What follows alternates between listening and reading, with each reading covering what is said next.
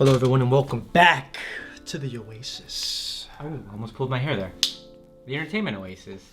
Today, we're going to be talking about comics again. Specifically, as I was thinking the other day. Yeah? About what comic book storylines I like. And then I realized most of the ones I like haven't been turned into movies yet. Whether they be live action, animated, or even TV shows.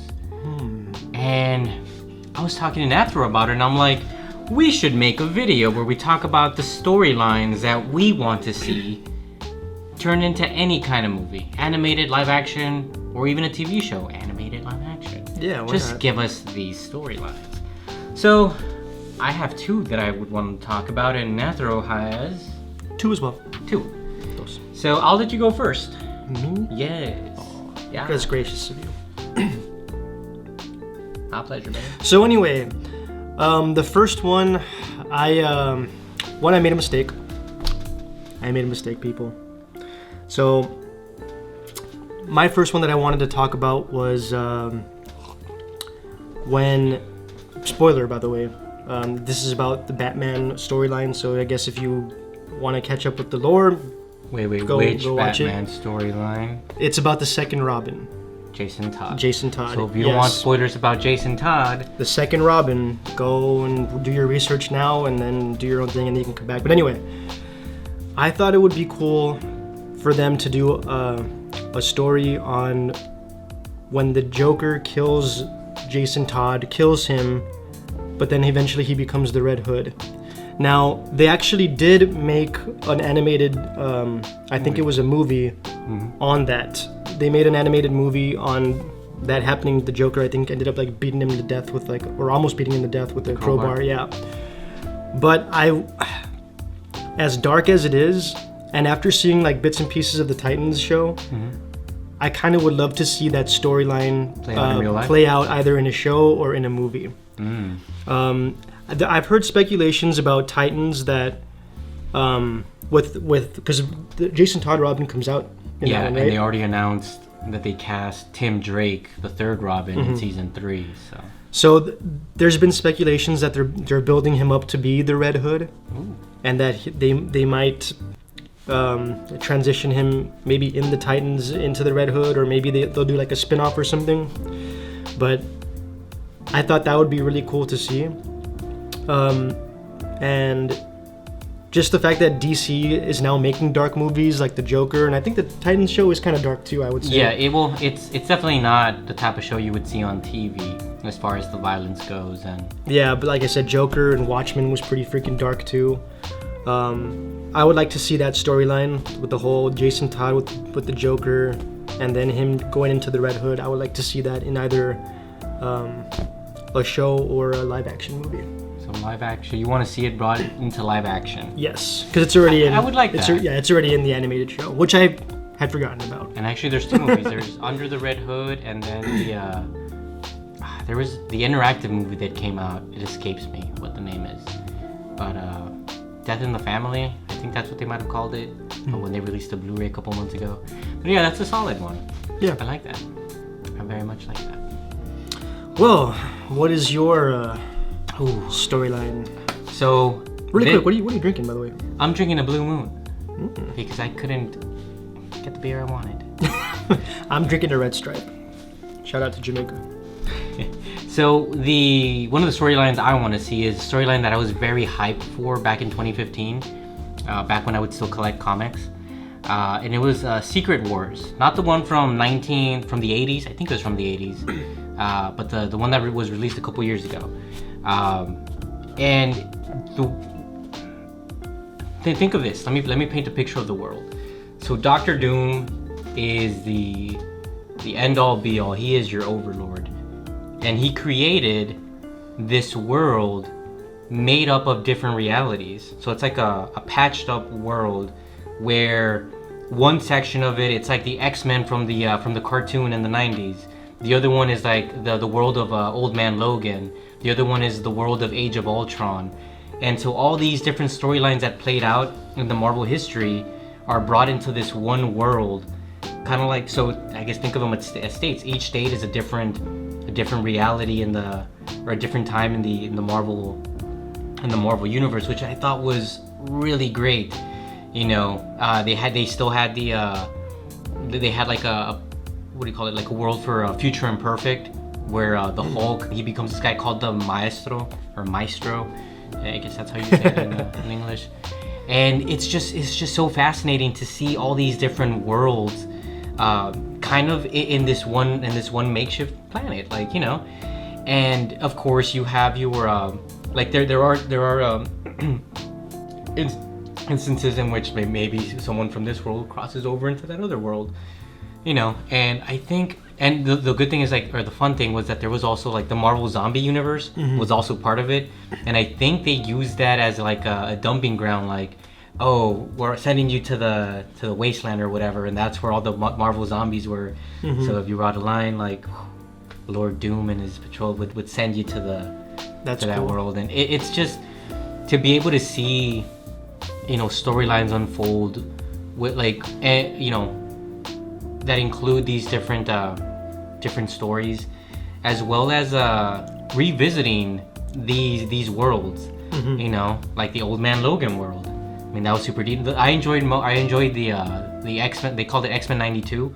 I enjoyed that world because it was just like the TV show, and they had their own comics they released. It had like a short run, but I had a couple of the issues, and it was just nice to see Jubilee back in, like, you know, back in the X-Men with her yellow trench coat, glasses, and everyone still looks the way they did in the cartoon in that world.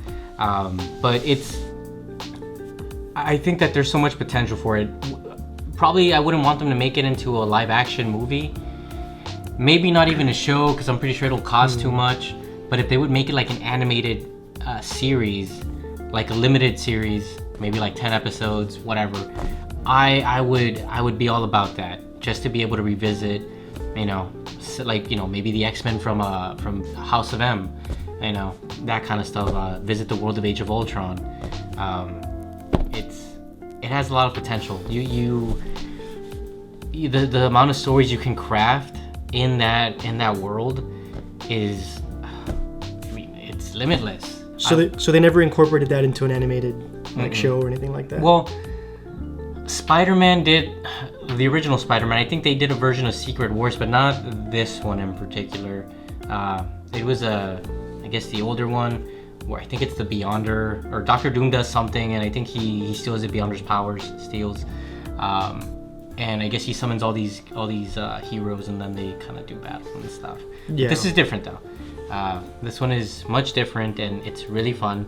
DC had their own version of it called Convergence. I didn't really like it, even though I'm a bigger DC fan than I am Marvel. I didn't like the Convergence series, but definitely check out Secret Wars. There's many stories that are told there through different comic book tie-ins. Give them a watch. They are really great. Very nice, very nice. So, as for my second one, this is also from a show, it was from the early 2000s Justice League show, that I would like to see them incorporate into, like, either a live action movie or a live action TV show, and that was the whole War World. Where they fight Mongol. Yeah, who's the champion? Rhaegar or Rygar? Draga. Draga, yeah.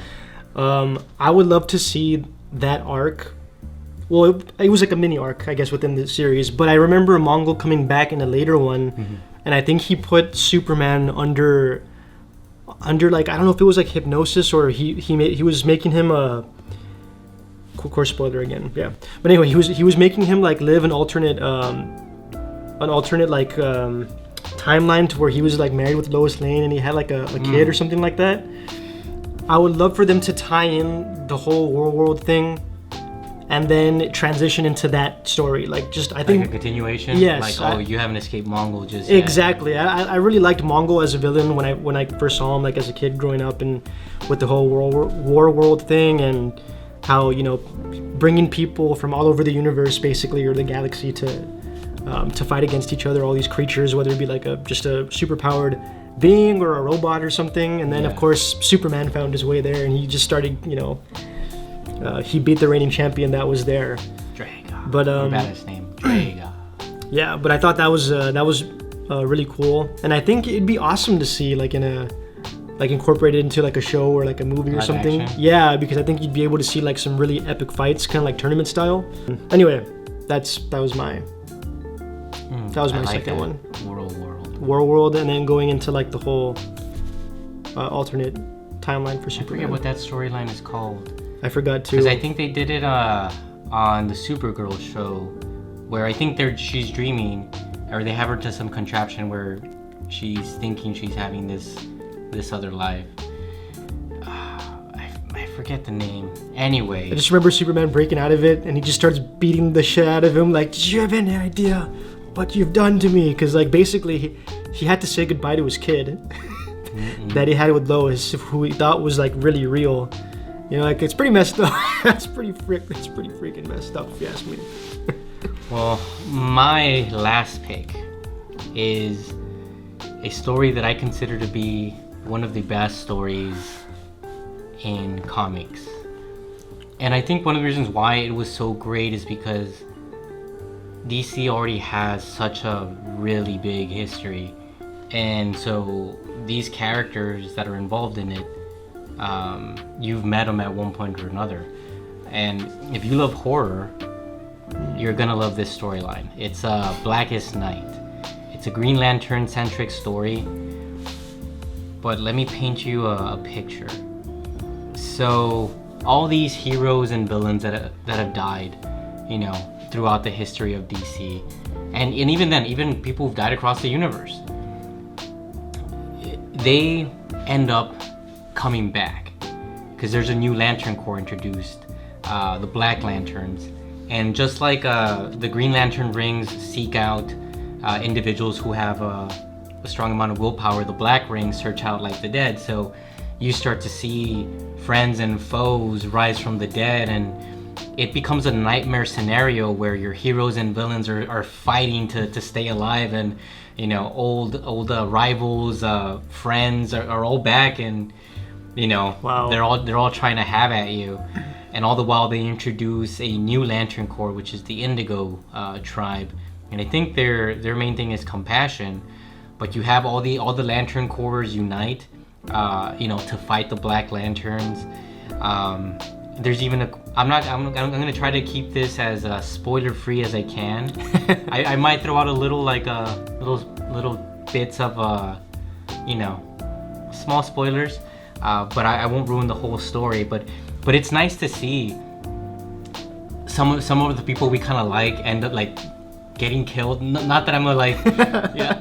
It's just I just want them all to die. It's just so heartbreaking, you see them and they're running for their lives, and their comrades or former enemies are back and they're chasing them, and it's like you're watching superheroes and villains like scared for their lives because they're just being overwhelmed, and once they get killed, they can turn into Black Lanterns too. So Yeah. little by little their numbers are dwindling, and it gets to the point where the Lantern Corps have to start deputizing different individuals to also wield powers of the lanterns. And this is one of the scenes I like the most, because you start seeing like villains and heroes alike who you would have never expected to be wielding a lantern ring, like start getting one.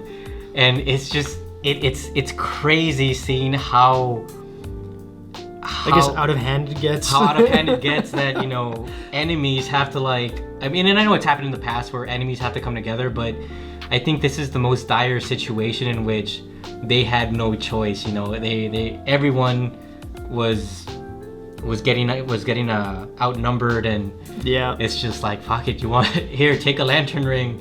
And granted, it's like they were only temporary though, because when you deputize them, I think the ring creates a duplicate, and it'll seek out someone. So it was nice to see like, oh, who's this ring gonna seek out? And then you see it and you're like, oh my god, like what? This guy. And But it's cool, like just watching that, like seeing the rings like start scattering around the universe, around Earth, trying to find like their worthy deputy. And it's at the end, you see some of the people who ended up dying, they end up coming back to life. But it's cool to see like a zombie Martian Manhunter like show up, and like zombie Sue and Ralph Dibny, Hawk Girl and Hawkman like dead. Shoot, yeah. I mean, if that would be kind of interesting if another Martian came back to life, then John Jones wouldn't be the last one anymore. He can continue the race. Yep. But it's just, it definitely sounds like one of those things like the enemy of my enemy is my ally. Yeah. Like in this one, because like, you have no choice. It's either you team up or everyone dies. Yeah. Wow. But it does sound pretty intense. Check it out. Check out the comic book. It's solid. Just like any other one, it has a lot of tie-in comics, and I think the main story is like 9 issues. 10, I think, if you count issue 0, which kind of just sets up the events, sort of. But yeah, solid story. I would want to see it in animated form because there's too much happening there that I doubt it would be cost efficient to turn it live action. But I would definitely, maybe in Young Justice, explore that. I would be up for that. Pretty good idea. So Blackest Night, check it out. And if you don't like it, feel free to tell me, but I'm gonna tell you you're wrong. 'Cause it's the best damn storyline there has ever been. Better than the Bible. Wow. I take that back. Wow. I take that back. It's supposed to be a non-controversial. Better than the Bible. Better than Twilight. Everything is still a better love story than Twilight. Anyway, so that's, I guess those are our both of our picks for this. Let us know what you think in the comments below. What would you like to see become either a show or a movie, whether it be live action or animated or anything like that? What's your favorite comic book story? Yeah. Let us know all that good stuff You in the agree with comments. me? Is Blackest Night the best story ever told? Unlike the greatest story never told, which, Booster Gold. Oh God. Come on, Scoots. Skeets. Oh, it's Skeets or Skeets? Yeah, No, it's Skeets. Anyways, thank you guys for joining us here at the Oasis. We hope you enjoyed this video, and please remember to come back to the Oasis. There we go. Help you out. The Entertainment Oasis. Peace. You gotta read these comics. I do. I would totally freaking watch that if it became something. Hell yeah.